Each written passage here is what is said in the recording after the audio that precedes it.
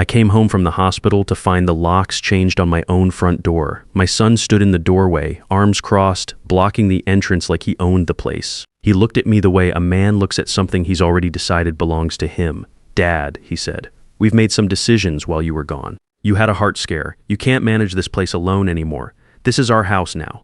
I didn't argue. I didn't raise my voice. I just looked him dead in the eyes, nodded slowly, and said, "All right, son," because he had absolutely no idea what kind of man he just crossed. My name is Gerald Sutton. I'm 62 years old. I've lived in the same house in Lancaster, Ohio for 38 years. I didn't just buy this house. I rewired it from the basement up, rebuilt the back porch twice, and laid every single tile in that kitchen with my own 2 hands. I spent 34 years as a licensed electrician. I know what it means to build something that lasts. My wife Norma passed 2 years ago, ovarian cancer. 8 months from diagnosis to gone. Fast and cruel the way the worst things in life always seem to be. After she left, I kept her herb garden along the south fence. I kept her reading chair by the front window. I kept the porch swing where she used to sit every evening with chamomile tea, watching the fireflies come out at dusk. The house was too quiet, but it was still ours, still hers. I wasn't ready to let any of it go. My son Clyde is 36. He and his wife Wanda had been living in Columbus, riding what he called the wave in real estate investment. Flipping houses, syndication deals, private lending arrangements. He always talked about it with such certainty that I figured he knew what he was doing. I was wrong about that. About 16 months ago, Clyde called me on a Tuesday evening. His voice had that tight, rehearsed quality I hadn't heard since he was a teenager caught in a lie. "Dad," he said, "the market shifted. We took some losses. It's temporary, but we need a place to land while we restructure." I asked how bad it was. He said manageable, just a few months. What was I supposed to say? He's my son. My only child, the boy I taught to throw a spiral in the backyard, who cried at his mother's funeral and held my hand the whole way through it. So I said yes. I cleaned out the guest room, put fresh sheets on the bed, and told myself it would be good to have company in that quiet house again. The first few weeks were fine. Wanda cooked dinner a couple of nights. Clyde mowed the lawn without being asked. I thought maybe this was going to work out the way I hoped, but then the little things started. Clyde rearranged the living room furniture without asking, said the layout was inefficient. Then he started in on the thermostat settings, the water pressure, the way I organized the garage. One afternoon I came downstairs and found Norma's reading chair pushed into the corner to make room for his home office equipment. A monitor, a keyboard stand, a filing rack where her chair used to be. When I asked about it, he shrugged and said, "It's just a chair, Dad. You've got plenty of room, just a chair." That was the chair Norma sat in every single night for 20 years. I let it go, told myself he was under pressure. Told myself he'd find his footing soon enough. He never did. Month after month passed. Every job lead he mentioned fell through. Every deal he was close to closing somehow collapsed at the last minute. Meanwhile, he sat in my living room all day on his laptop, ordering takeout, running up charges I'd later find on my credit card statement without a word of explanation. I watched it happening, and I kept making excuses for him. That's what fathers do. We hold on to the version of our kids we raised long after the evidence tells us something different. Then came the surgery. My cardiologist had been monitoring a minor arterial blockage for about 2 years. In the spring, he sat me down and said we couldn't keep watching it. The procedure was routine, he told me. A standard cardiac catheterization. I'd be in the hospital for 6 days, mostly for observation and recovery. Clyde and Wanda both said they'd look after the house while I was gone. Wanda said she'd water Norma's herb garden. Clyde said he'd handle the mail and make sure the place was in good shape when I got back. I thanked them both and believed every word. That was my second mistake. When the cab pulled up to my house that Thursday afternoon, I knew something was off before I even got to the front steps. The mailbox, it used to say G. Sutton in the black stick-on letters Norma picked out the first summer we moved in. She spent 20 minutes at the hardware store choosing the right font. I remember thinking it was funny that she cared so much about something so small. Now I understood why she did. The mailbox said Clyde Sutton. My chest tightened, and it had nothing to do with the surgery. I paid the driver, grabbed my bag, and made my way up the front walk on legs that were still a little unsteady from 6 days in a hospital bed. I tried my house key at the front door. It went in fine but wouldn't turn. The lock had been replaced entirely. The door opened from the inside before I could try again. Clyde stood there filling the frame, arms folded across his chest. He didn't offer to take my bag, didn't ask how I was feeling. He just looked at me with an expression I can only describe as settled, like a man who had already made his decisions and was just waiting for the paperwork to catch up. "Dad," he said, "good timing, we need to talk." I looked past him into the house. The walls were wrong. The warm yellow Norma had chosen when we repainted in 2009 was gone. Someone had rolled over it with a flat gray that made the rooms look smaller and colder. The family photos that lined the hallway, our wedding portrait, Clyde's school pictures, a framed snapshot of Norma and me at Niagara Falls on our 25th anniversary, all of it gone. Bare walls where 38 years of our life used to hang. "Where are my pictures?" I asked. Wanda appeared behind him. "We boxed some things up," she said. "We're reorganizing, making it more functional." Clyde stepped aside and let me in. I moved through the doorway of my own home like a visitor. Then he said it plainly. The way you say something you've rehearsed enough times that it no longer sounds rehearsed. "Dad, you had a heart scare. You're 62, you live alone, and frankly, this property needs more attention than you've been able to give it. Wanda and I talked it over while you were in the hospital. We're going to be handling things from here on, the house, the finances, the upkeep. You just focus on your recovery." I stood in the entryway and let those words settle over me. "This is my house," I said. "My name is on the deed." He nodded slowly, patient, like a man explaining something to someone who wasn't quite keeping up. "We know that, Dad, but you need to think practically about what makes sense going forward. We're doing this for you." Wanda still wouldn't meet my eyes. They had moved me to the back bedroom, the small one I'd used for storing tools and holiday boxes. No window facing the garden, a cheap twin mattress on a metal frame with a fitted sheet that was too small for it. Norma's things had been cleared out of the master room entirely. Her reading glasses that lived on the nightstand, the framed photo from our 30th anniversary, the small ceramic dish she kept her rings in every night before bed. All of it packed into cardboard boxes stacked in the garage like donations waiting to be dropped off somewhere. I stood in that back room for a long moment. Then I sat down on the edge of that mattress, set my bag on the floor, and breathed slowly until the shaking in my hands stopped. I didn't cry. I didn't say another word to either of them that evening. I thought about every moment over the past 16 months that I had explained away.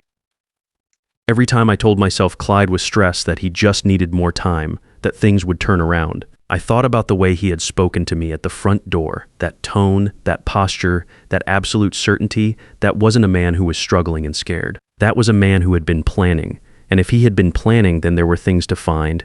The next morning I came downstairs at my usual time, made coffee, and sat at the kitchen table like nothing had changed. Clyde came down around 9:30 in a t-shirt and basketball shorts. Barely glanced at me, poured himself a cup, and went back to the living room. Wanda said good morning and asked if I wanted eggs. I said no thank you. Then I told them I needed to stop by the bank to check on a few things. Clyde looked up from his phone. "What things?" "Just routine," I said. "Making sure everything is in order after being away." He and Wanda exchanged a look. Quick, just a flicker, but I caught it. "I can drive you," Wanda said. "You shouldn't be behind the wheel yet." "I'm fine," I said. "The doctor cleared me yesterday. I could use the air." I drove myself to First National Bank. Every bump in the road sent a dull ache through my chest, but I didn't care about that. I needed to see the statements with my own eyes before I said a single word to anyone. Paulette Dowd had been a teller at that branch for over a decade. She knew me and she had known Norma. She pulled up my account without me having to explain much, just said she was glad to see me up and around after the surgery. What I saw in that printout stopped me cold. $27,000 gone, moved out in small transfers over 14 months. Amounts between $800 and $2,400 staggered irregularly so nothing would trigger an automatic alert. Some sent to an account number I didn't recognize. Some applied to credit cards that weren't mine. "Paulette," I said, keeping my voice level, "who else has access to this account?" She typed for a moment.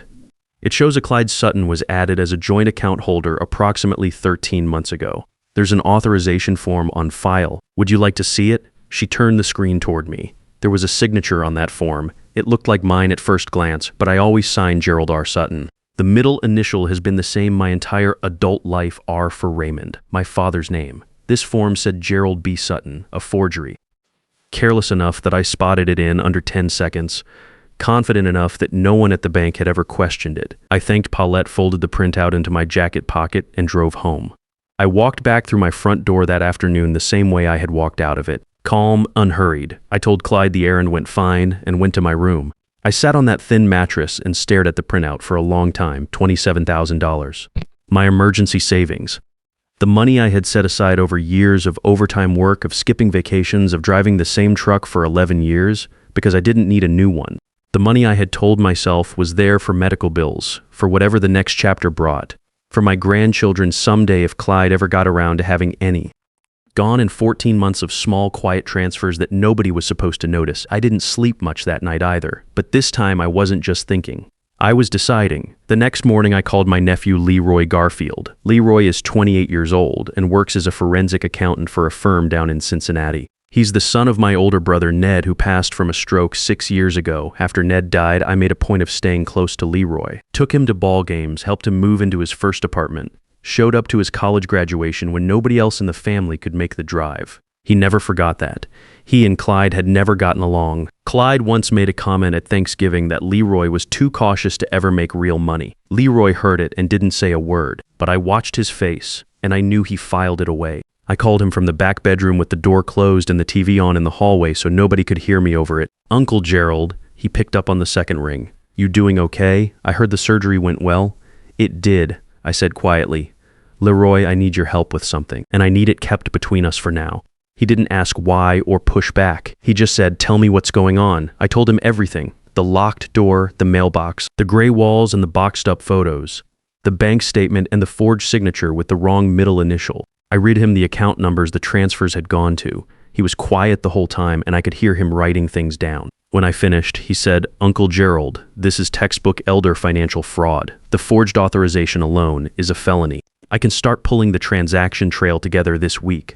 He drove down that weekend under the pretense of checking on me after the surgery. Clyde seemed mildly annoyed by the visit, but didn't object. Leroy sat with me on the back steps for an hour, and while we talked about nothing in particular, he had already begun building a picture of every dollar that had moved out of my account. Over the following days, I played the role Clyde had already written for me, the confused older man who'd had a health scare and was losing his grip on things. I repeated questions I already knew the answers to. I forgot where I'd set my coffee mug. I shuffled around slowly and squinted at the mail like I was having trouble reading it. I let Clyde talk over me at the dinner table and didn't push back. He got more comfortable with every passing day. He started making phone calls in the kitchen while I sat in the next room, apparently too foggy to follow a conversation through a wall. He talked about the property's potential. He talked about refinancing. He mentioned a contractor friend he wanted to bring in to look at the foundation. Then Leroy called me one evening with something I hadn't expected. Clyde had filed paperwork for power of attorney. The filing cited early signs of cognitive decline as justification and referenced a physician I had never seen with clinical notes that did not exist. Pure fabrication from start to finish. Leroy had pulled the court filing record before it could advance any further. So it wasn't just the money. Clyde wanted legal control of everything. The house, the remaining savings, every decision about my life going forward. Once that POA was approved, I would have had no standing to dispute anything. He had thought it all the way through.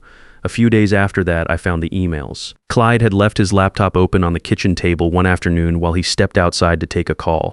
I walked past slowly the way a man shuffles when his joints are sore, and let my eyes move across the screen without stopping. There was an email thread with a real estate broker. The subject line was the address of my house.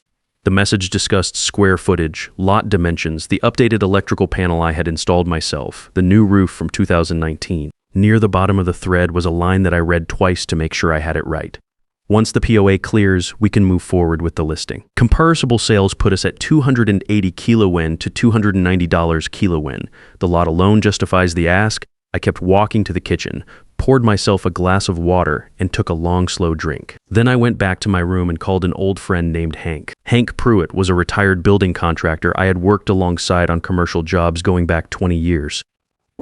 Good man, straight shooter, and he owed me a favor from a time I had helped him out of a legal situation involving a subcontractor dispute. I had never called in that favor before. I told Hank what I needed. I needed him to call Clyde and present himself as a private real estate investor looking for off-market residential properties in Lancaster County. I needed him to set up a showing and let Clyde do all the talking. Hank didn't hesitate. "Tell me when," he said. I set it up for the following Thursday afternoon. Thursday came around like any other day in that house. Gray sky, coffee going cold on the counter, Clyde on his phone at the kitchen table by 9 in the morning. Around 11, Clyde got a call. I was in the hallway and heard him shift into that voice he used when he thought something was worth his time. Interested, engaged. The voice I had not heard him use once in the 16 months he had been living under my roof. I went to my room and sat down. Through the wall I could hear him talking about the property. Square footage, the lot size, the location relative to the highway. He said the house had good bones and had been well maintained by the previous occupant. previous occupant. That was me. I was still sleeping 15 feet away. He set the appointment for 2 in the afternoon. I stayed in my room when Hank arrived. I heard them at the front door, heard Clyde invite him in with the easy warmth of a man who smelled a commission. Then I heard them moving through the house, Clyde pointing things out, narrating the place like a tour guide. I had my phone on the nightstand, voice memo running. In Ohio, one party to a conversation needs to consent to a recording. I consented. I heard Clyde walk Hank through the living room, the kitchen, the back hallway. He mentioned the electrical panel, said it had been fully updated. He did not mention that I had done that work myself over a long weekend in 2016. He talked about the roof, the water heater, the garage square footage. He quoted a number, $282,000, said the market in Lancaster County was moving and a motivated seller could close in 60 days. Then Hank asked the question I had told him to ask. What's the situation with the current owner? Is there a timeline we're working around? Clyde's answer came without any hesitation at all. My father owns the property on paper, but he's been dealing with some health issues, cognitive stuff on top of the heart surgery. We're in the process of getting the legal paperwork sorted so we can act on his behalf. Once that clears, probably another few weeks, we can move as fast as you need. Hank said that sounded workable and asked a few more questions about the lot lines. Clyde answered all of them. Then they shook hands at the front door and Hank drove away. I stopped the recording and sat quietly for a moment. That was all I needed. I called Gloria Hatch the following Monday morning.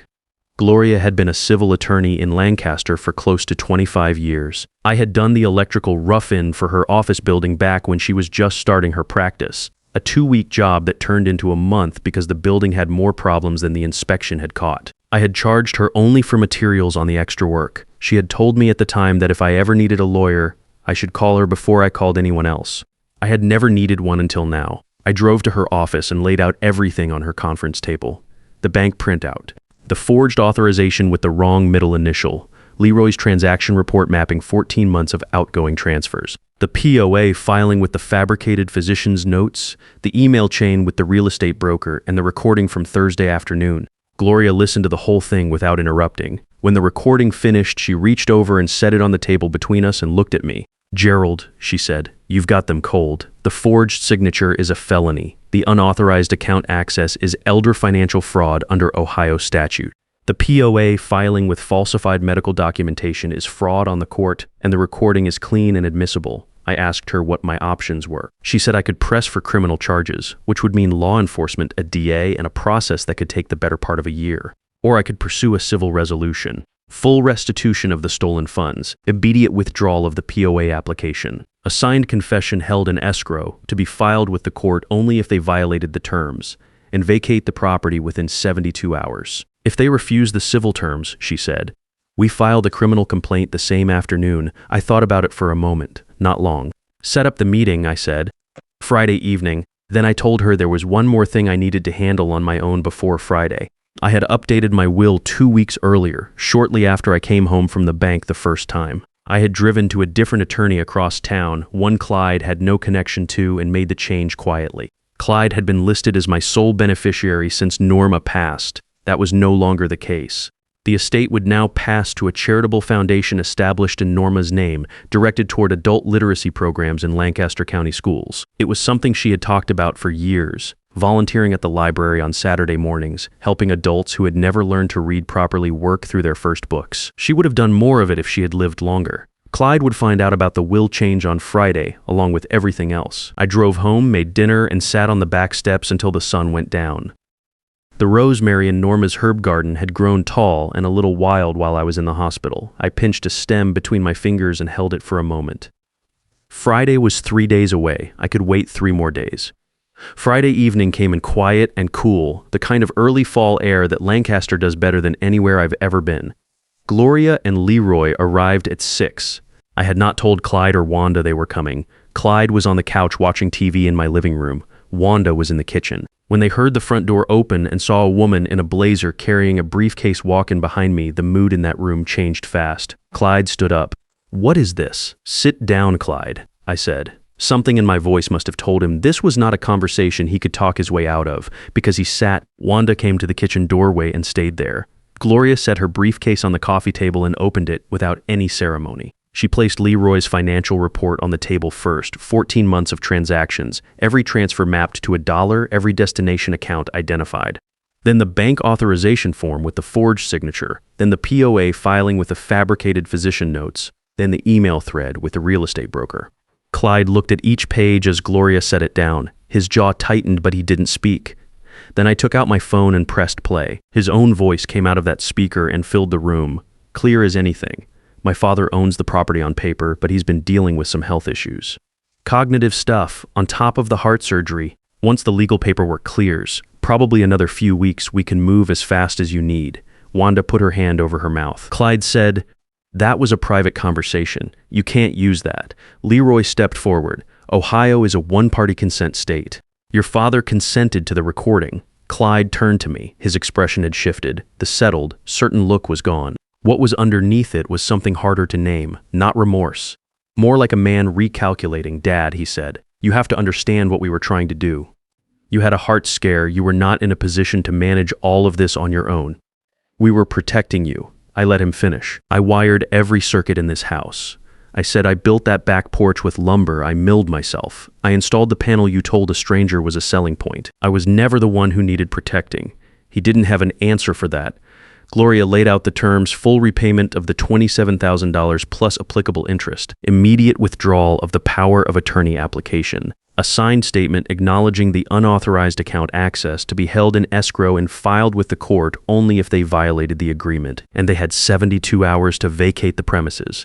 If they declined, she would file the criminal complaint the following morning. Clyde looked at the documents for a long moment. Then he looked at me, and I think he was searching for something. Some version of his father who would still find a way to let this go, who would fold the paperwork back up and say we could work it out as a family. That man had been sitting on a cheap mattress in a storage room for 3 weeks. He was done. Wanda signed first. Her hand was shaking. Clyde signed after, his signature hard and fast, like he was angry at the pen. Then I slid one more document across the table. "I updated my will 3 weeks ago," I said. "You've been removed as beneficiary. The estate will go to a foundation in Norma's name for adult literacy programs in Lancaster County. It was something she always wanted to do more of." Clyde stared at the page. Then he looked up at me one last time. I looked back at him and did not look away. They were gone by Sunday afternoon. I stood on the front porch and watched them load the car. Clyde did not say anything to me on the way out. Wanda stopped at the bottom of the steps and said, "I'm sorry, Gerald." I nodded once. That was enough. When their car turned the corner and disappeared, I went back inside. Leroy helped me carry Norma's reading chair back to its spot by the front window. We hung the family photos in the hallway, every one of them, including the Niagara Falls shot from our 25th anniversary. I put her 30th anniversary frame back on the dresser. I put her ceramic ring dish back on the nightstand where it had always been. Then I went out to the south fence and checked on her herb garden. The rosemary had survived the whole ordeal, a little overgrown but solid, still there. Leroy moved into the upstairs room a few weeks later. He keeps an eye on the financials and has been working with Gloria to make sure the restitution payments come in on schedule. Every morning we have coffee on the porch. The swing still creaks the same way it always did. People ask me sometimes if I regret how it ended, and I tell them the same thing every time. I gave my son every chance I had to give, but there is a difference between keeping the door open and handing someone the key to everything you spent your life building. They thought they were dealing with an old man who had run out of fight. They forgot that I spent 34 years doing work that punishes impatience and rewards the man who takes his time and does it right. My name is Gerald Sutton, and this is still my house. If someone in your life has ever tried to take what you built, you know exactly what this felt like. And if you've never had to fight for what's yours, I hope you never do. But if the day comes, remember this. Stay calm, stay patient, and make sure you have everything you need before you make your move. Hit that subscribe button if this story meant something to you. Drop a comment and let me know where you're watching from. I read every one, and I'll see you next time.